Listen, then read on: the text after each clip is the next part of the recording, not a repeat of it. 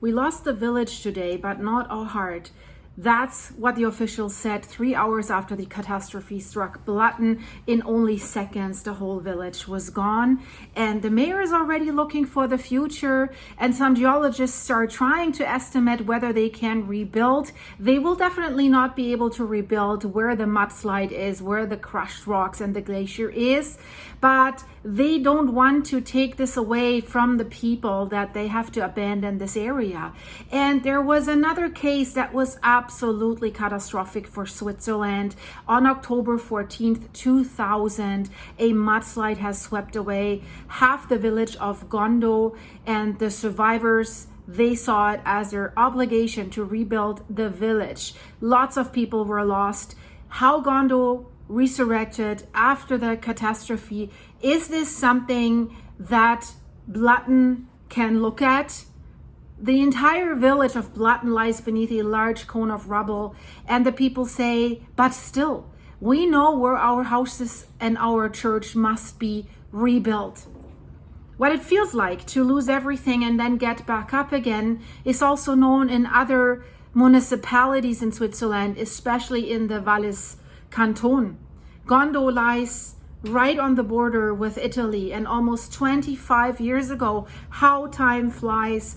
It's a force of nature that struck the people of the village, and its destructive power was unleashed beyond imagining, guys, really beyond imagining. So those are the images that will never leave my mind, says now the mayor of Gondo, Roland Squarati. On October 14th, 2000, he witnessed the massive mudslide that was approaching his village on the Simplon Pass. So it swept away the municipal office where he had been just 5 minutes earlier. Talk about fate. And a total of 10 houses were washed away, and 13 people lost their lives. And 2 of them were tragically Roland Squarati's brothers. And he says you'll never forget that, even 20 years after the Gondo disaster. The village's residents also remember exactly what it was like, and I think this is going to be the case for the Blatten residents as well. And the Gondo residents are saying now this was the beginning of a new era for us. This was a really tragic Saturday on October 14th, 2000. After the mudslide has swept away nearly a dozen houses and Gondo's landmark, the Stockalper Tower, there was no sign of the fire chief. He was the brother of the mayor, Roland Squarati. So he had to take over the reins himself because nobody was there. So he ignored the fact that he was missing family members. He says there was so much work to do, so many decisions to make. Just minutes after the disaster, the mayor did broadcast a plea for help on the local radio. He says we had to get out of here. We need helicopters from Italy or somewhere else. We have to get these people out of here. These people have to get out of here. This is what he says. It really gets under your skin when you hear that. And that cry for help still resonates today. It was not heard only by the rescuers, but also by Roland's niece, Diana Squarati. She was 18 years old at the time, and she served at a restaurant in Visp. And she said, I could tell from his voice that something was wrong. He was scared and you could hear it. And she later learned that her father and her uncle were missing, and to this day, they're still not found. And she says, this has been a reality for us for over 20 years. Everything was reset and a new era began. And the pictures are really saddening, very, very sad. And although Gondo was the worst affected, other towns in Upper Valais were also cut off from the outside world. Houses were swept away, people lost their lives. A storm caused significant damage to several municipalities. So it was not only that landslide, it was the whole storm that was really threatening the whole valley. And also in the municipality of Balchida, the stream left a scene of devastation. You see it here in the picture. So at least the village residents were able to be evacuated in time, thankfully. And then in another village, Morel, several people were also evacuated because a house was washed away. It's a tragic picture that we see here. But also, Neubrück near Stalden, the storm claimed 2 lives. A restaurant, including an apartment and another residential building, were swept away by the floodwaters. And still today, the mayor says it was incomprehensible. Everything was destroyed. We didn't even know where to begin. And I think this is the case for Blatten. Where to begin? They can't even touch that big debris cone. It's too unstable. And they make it clear, without outside help, it would have been unimaginable to accomplish this. And then someone noticed that there were still people under the rubble. There were 7 or 8 of us in this house trying to move the heavy beams beneath us. There was no hope. That's how they describe it.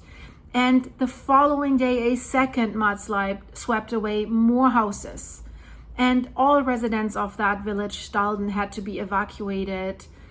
It was absolutely crazy. And without the army and the civil defense, without this outside help, would have been unimaginable to manage this. That's what the mayor today says.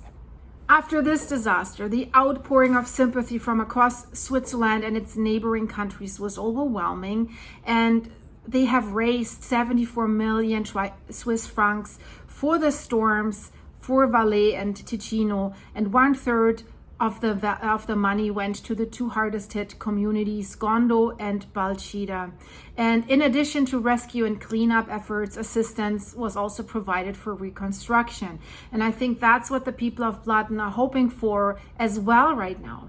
And as for now, 25 years later, the villages have now been rebuilt, but not all of the planned protective structures that they wanted to build are in place yet to prevent the next disaster.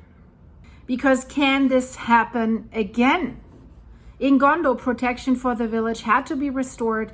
The leak in the dam above the village was repaired, and an additional structure was built to safely drain the water that's running down from the cliff. Authorities are saying you can never control nature. They have recalculated the events of 2000, and they have created hazard maps, and they are adjusting their protective measures constantly. And speaking of the hazard map, Blatten was not even on a map that exists for whole Switzerland. The municipalities are saying nobody wants a disaster like this to happen again, and yet it did in Blatten. The municipality has invested a lot of money in flood protection structures, but even 25 years later, this work is far from complete.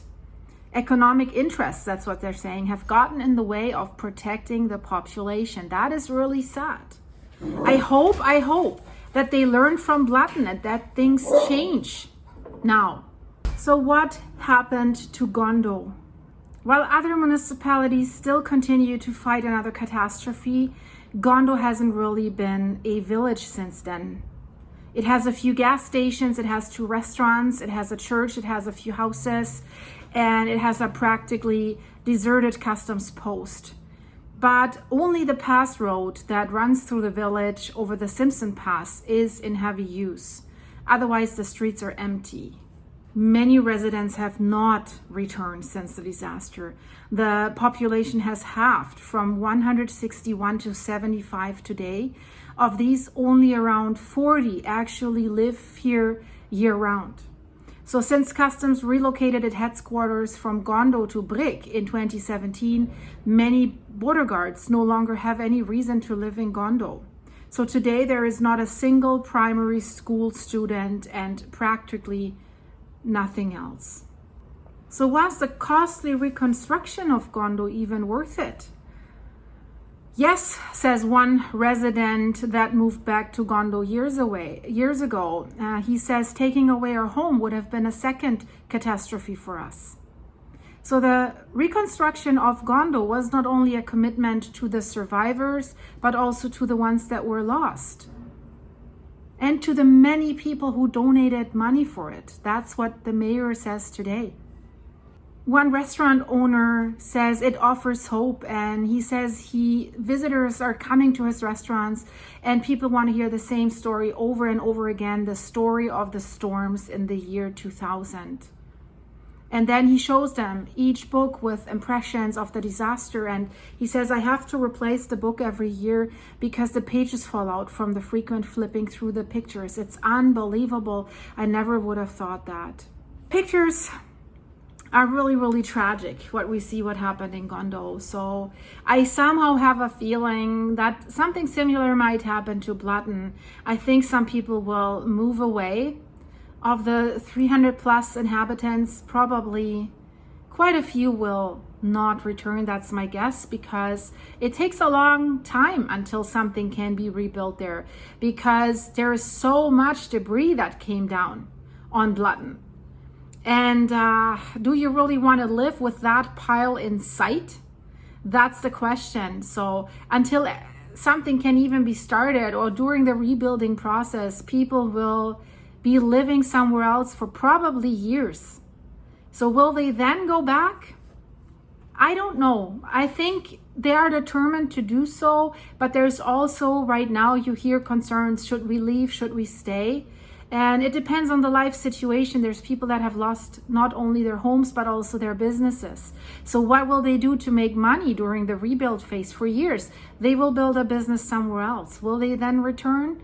Well, I hope the best for them. I really, really hope that they can continue or rebuild their lives to great satisfaction, that they will find happiness wherever they decide to go in the end. I will keep you updated about Blatten. There is a current situation in Blatten. Check the video in the end screen. And so much more is happening in the world, guys. It's really, it can hit any of us at any day. There is hardly a spot in the world that is completely safe from natural disasters. So be prepared, stay safe, be vigilant, and it's your own life that you have to protect, guys. If you like what you saw, and if you want to support the channel, guys, I have a Buy Me a Coffee site, buymeacoffee.com/silky. The link is in the description of this video. I will answer every message that you send with a 30-second video message. And then if you like, you can video message me back. We can have a conversation and see each other. That's why I like the coffee site so much. So thanks for everyone who's sending me the coffees. It really helps a lot. And thanks for the supers here on YouTube.